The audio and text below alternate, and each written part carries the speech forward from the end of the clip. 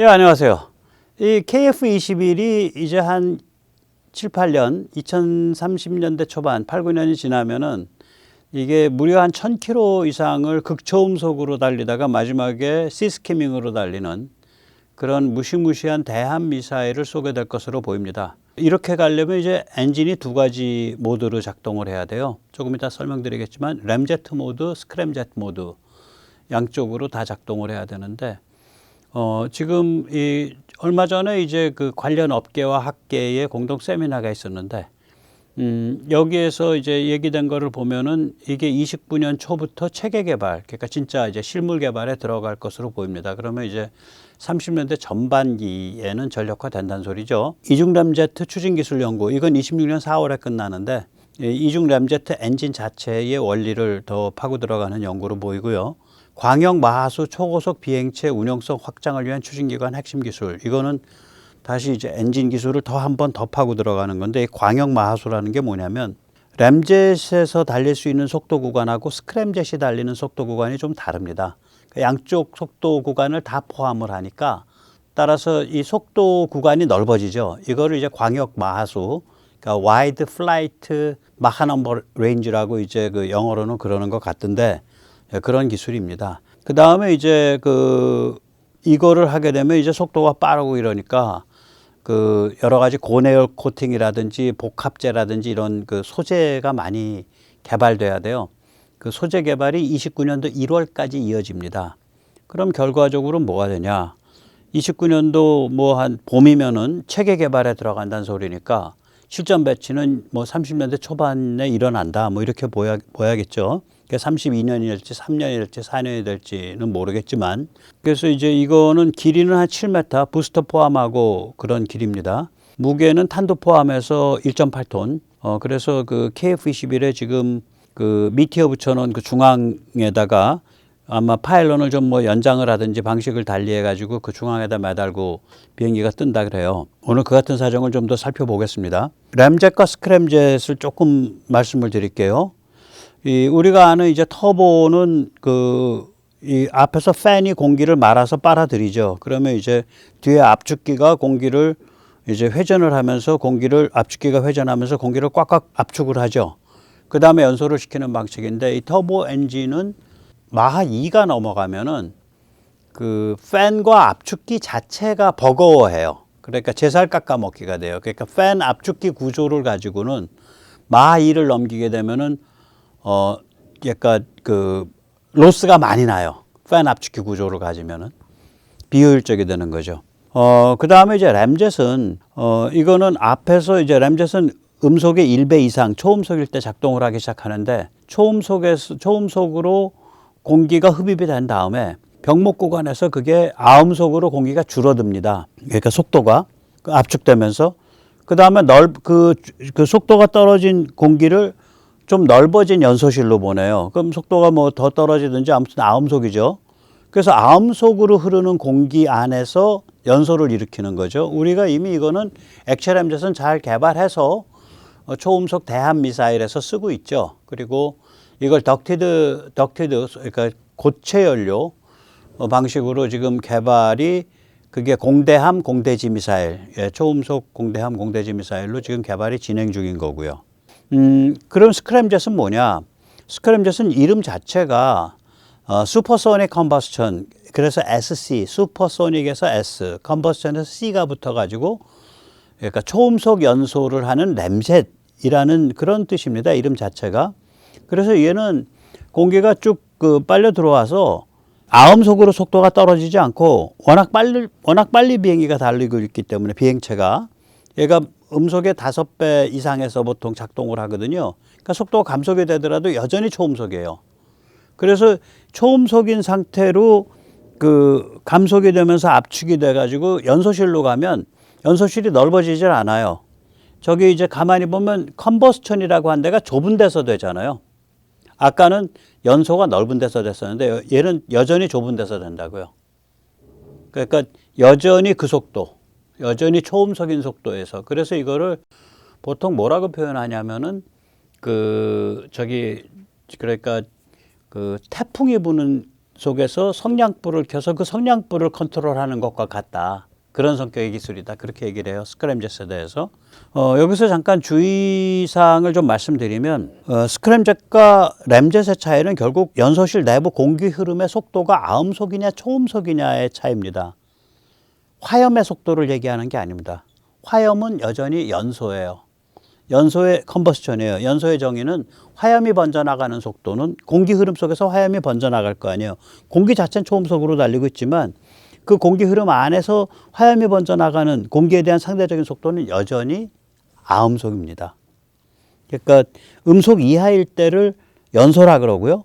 음속보다 높으면 화염이 번져나가는 속도, 그걸 폭발이라 그럽니다. 그러니까 폭발, 데토네이션은 화염이 번져나가는 속도가 음속보다 높은 거를 물리학에서 그 폭발이라고 하더라고요.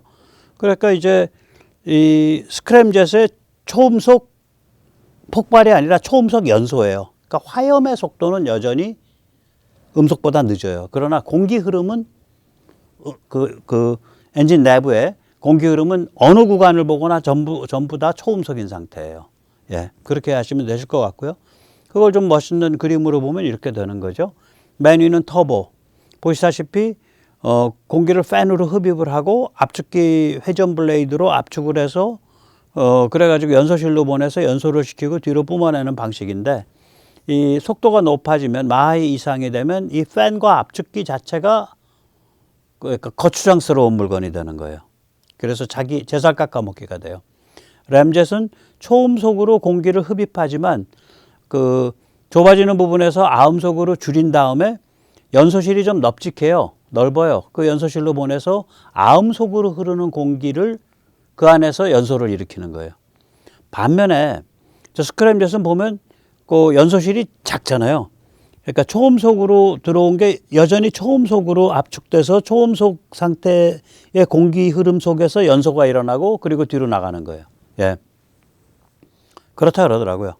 여기서 잠시 세뇌 탈출 자유구독료 부탁 말씀 올리고 그리고 좀 차분히 또 말씀을 여쭤보도록 하겠습니다.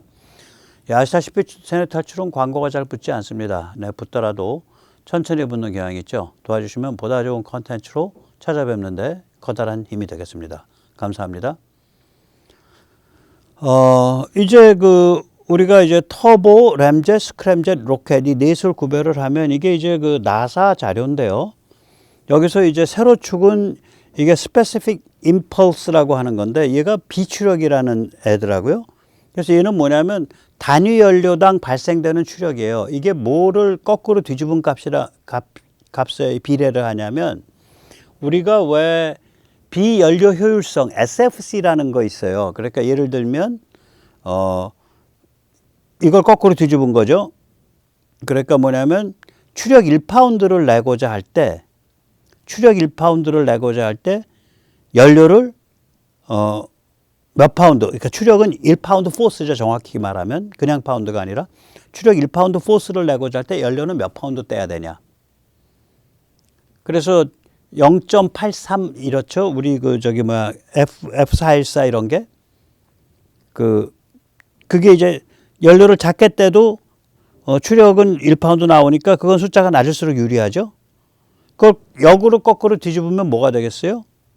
역으로 거꾸로 뒤집으면 이거가 되는 거예요. 비추력이 나오는 거예요. 이건 뭐냐면 연료 예를 들어서 뭐 연료 특정량 그게 1파운드면 1파운드 혹은 그거에 해당한 에너지를 뗐을 때 추력이 얼마 나오냐예요. 그러니까 비추력이죠. 그러니까 분모 분자를 바꾼 거죠. 그래서 이거를 보면 이건 높을수록 유리하죠. 같은 연료를 떼도 추력이 많이 나오니까. 이 터보 쪽이 높습니다. 그런데 이 터보가 기울기가 아래로 확 떨어지잖아요. 저게 뭐냐면 터보는 오른쪽 이제 수평 축은 저게 속도거든요. 터보는 속도가 높아지면 저렇게 효율이 확 떨어져요. 터보가. 그래서 터보의 스위트 스팟은 마하 1 이하일 때가 좋아요. 그래서 보통 전투기들이 마하 1 이하로 아음속으로 날아다니죠. 예. 램젯의 스위트 스팟은 마하 3, 4 부근입니다. 저 노란 게 램젯입니다. 예, 노란 게. 그런데 이제 걸쳐 있기는 마하 1.5부터 마하 6까지 걸쳐 있는데, 제일 그래도 구간이 좋은 게 보면 마하 한 3에서 4 정도가 제일 보면은 그 말하자면 단위 연료당 발생되는 추력이 제일 높죠. 그러니까 효율이 좋죠. 예. 이거 그 다음에 이제 스크램젯은 뭐냐면은 그 스위스팟이 마하 5에서 8 정도가 스위스팟입니다. 예. 그러니까 마하 5에서 8이라는 얘기는 극초음속 영역이죠. 스크램젯은 보면 마하 5 이하에서는 작동을 잘 못해요. 그래서 우리가 극초음속 미사일이다 그러면 결국 극초음속은 마하 5 이상을 극초음속이라 그러는데, 그러니까 시속으로 따지면은 글쎄요, 한 5, 6천 킬로 되죠. 시속 5, 6천 킬로. 그걸 극초음속이라 그러는데, 예, 초속, 그렇죠. 잠깐, 5, 6천 킬로 되나? 마하 5면 초속 1500m가 넘으니 1.5km가 넘으니까 거기에 3600 곱하면은 예, 그렇게 되겠네요. 예, 5000km 이상 되죠. 예, 극초음속이. 예. 그럼 극초음속 미사일의 두 가지 방법이라는 게 결국 뭐냐면은 하나는 스크램젯으로 가든지 또 하나는 탄도미사일로 뭐 한 100km 이렇게 쏘아 올려가지고 위로 거기서 앞에 활강체를 분리시켜서 그 활강체가 뭐 공중에서 한 60km에서 80km 고도로 물 수제비 뜨듯이 통통통통통통 뛰어서 가다가 확 내려 꼽히는 방식. 그러니까 극초음속 활강체 HGV 방식이라든지 둘 중에 하나죠. 스크램젯은 이건 이제 그 엔진을 떼면서 가는 거라 기동이 굉장히 비교적 자유롭죠. 그래서 이거는 순항 미사일로 꼽혀요. 그래서 하이퍼소닉 크루즈 미사일, 그래서 HCM이라고 보통 부릅니다. 급초음속 미사일의 두 가지 방법인데 지금 한국에 개발하고 있는 거는 지금 오늘 설명드리는 건 그 스크램젯 순항 미사일 방식인데 얘가 스크램젯 모드로 갔다가 램젯 모드로 갔다가 하니까 이걸 또 스크램젯 극초음속에만 해당하는 애가 또 아니에요. 그렇죠? 그래서 이제 얘가 어떤 성격인지는 이걸 보시면 아시죠? 아까 그 말씀드렸듯이 광역 마하수, 와이드 플라이트 마하 넘버 레인지라고 영어로는 그렇게 얘기를 하더라고요. 나사 자료 뒤져보니까. 이게 왜 그러면 우리나라 전문가들이 이런 광역 마하수 이런 걸 쓰면 그냥 뭐 막무가내로 용어를 만들어 쓰는 게 아니에요. 당연히. 그러니까 그 기술의 원천이 되고 있는 나라에서 사용하는 그 용어를 그러니까 번역해서 쓰는 거죠. 그래서 제가 그걸 적당하게 영어로 번역을 해서 뒤져보니까 이런 용어더라고요. 그리고 얘가 그 스크램젯이면 스크램젯 하나만 가는 게 아니라 램젯도 갔다가 이러니까 램젯 갔을 때는 얘가 극초음속이 아니거든. 극초음속 안 가려고 램젯 가는 거예요. 극초음속이 아닌데도 날 수 있게. 왜 그래야 되는지 조금 이따 나옵니다. 그러니까 얘를 그냥 초고속이라고 표현할 수밖에 없죠. 그래서 얘 프로젝트 이름이 광역 마하수 초고속 비행체입니다. 프로젝트 이름이 그렇게 복잡해요. 그래서 이건 어떤 거냐면 램젯으로 가속해서 스크램젯 넘어가는지는 확실치 않아요. 처음부터 스크램젯 가는지 어쩐지 모르겠는데 스크램젯 가다가 램젯 가는 건 확실합니다. 스크램젯의 문제는 뭐냐면요. 고도를 낮출 수 없다는 거예요. 고도를 낮추면 항력이 올라갑니다. 따따블로. 그러니까 스크램젯은 마하 5 이상에서만 작동할 수 있는데 고도를 낮추게 되면 항력이 증가해서 아무리 기름을 갖다 붓고 떼도 마하 5 이상을 넘기기가 어려워요. 고도 20m에서 마하 5 못 날아간다고요. 그래서 탄도미사일도 들어오다가 공기를 만나면은 내리꼽힐 때, 위에서 내리꼽힐 때 공기를 만나면 점점 속도가 떨어져서 뭐 20km 상공, 10km 상공 이렇게 되면은 마하 4 뭐 이래요. 탄도미사일도 저 하늘 높이에서 떨어지는 것도.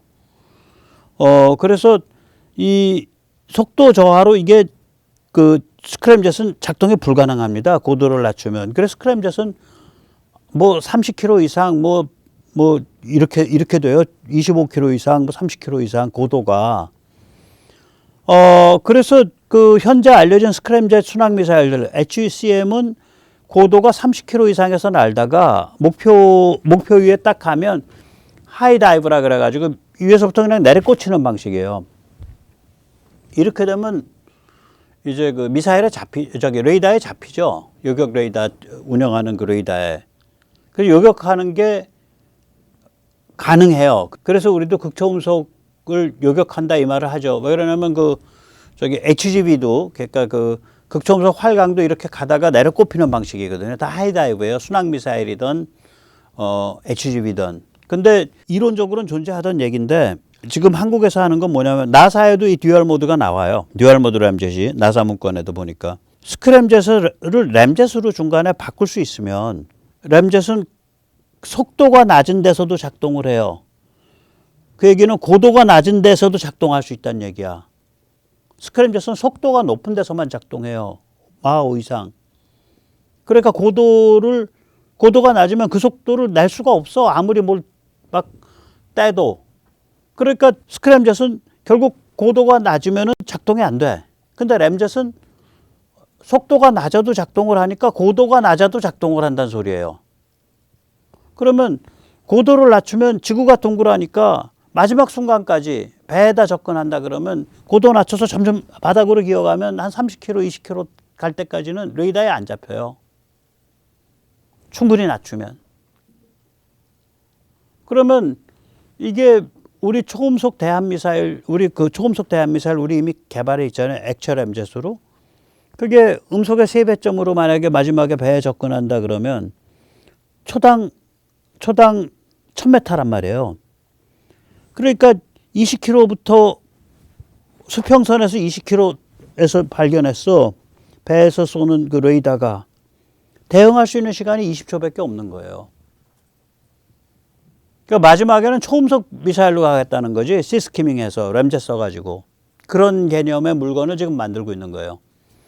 그러니까 3만 미터 이상 날다가 타겟으로부터 한 200km 거리까지, 200km 거리에서 이게 크기가 크지 않으니까 그 형상 자체가 뭐 예를 들어서 좀 스텔스 형상을 하고 뭐 도료 같은 거 좀 바르면 200km에서는 안 잡힐 거라고요. 그래서 아마 그렇게 된 것 같아요. 이 사양이 200km부터 낮춰가지고 점점 낮추죠. 그래서 이 레이더 음영 지역으로 파고들어서 가다가 마지막 판에 가서는 이제 레이더 음영 지역도 없는 거잖아요. 배가 한 20km까지는 보니까 마지막에 가서는 그냥 시스키밍으로 그냥 바다 수면에 쫙 붙어가지고 달려버리는 그런 방식이죠. 그래서 이 DMR, 듀얼 모드 램젯 모드와 스크램젯 모드를 모두 오고 가는 이런 물건을 개발 중입니다. 그래서 여기서 이제 보시면은 이 램젯에 해당하는 뭐 마하 2 정도서부터 스크램젯을 넘어가는 뭐 마하 8, 뭐 마하 9, 저는 오른쪽은 어디가 한계인지 모르겠어요. 그거를 다 왔다 갔다 하는 건지 왔다가 저기까지 올라갔다 내려올 수 있는 건지 그건 모르겠어요. 어쨌거나 이 속도를 비행할 수 있다. 그러니까 광역 마하수가 되죠. 그래서 광역 마하수 초고속 비행체 그렇게 되는 거죠. 이름이. 참고로 그럼 마지막 순간에 뭐냐? 마지막 순간은 이 그림이죠. 우리 이미 전력화돼 있죠. 지상발사 초음속 대한미사일. 마지막 순간에 이 그림으로 가는 거예요. 이건 아니고요. 이제 내려올 때 보세요. 이 그림. 지금 바다면에 붙어서 날아가는 거거든요. 지금 저게요. 지금 보면 이 삼각판이 떨어요. 그러면 바다에 떠 있는 바지선의 그 해수면으로부터 높이가 한 6, 7m밖에 안 될 거라고요. 높아봐야. 거기에 저 삼각판 꼭지점이 또 한 2, 3m밖에 안 올라갈 거예요. 이거 토탈 10m 에서 15m 사이일 거예요. 그 위를 가서 저 폭 한 60에서 80cm 되는 저 기둥을 정면으로 때려버린 거거든요. 저게 초음속으로 간 거예요. 액체 램젯. 뭐 최소한 마하 2에서 3일 거라고요, 저게. 그러니까 마지막에는 이렇게 가는 미사일이에요. 마지막에는 이렇게 갑니다. 그래서 날아 들어와서 그냥 그걸 깨버리고 가잖아요. 저 작은 폭을. 굉장히 정교한 거죠. 엄청 정교한 겁니다. 그러니까 저 떨잖아. 그 바로 위를 지나가 버리니까 떠는 거예요.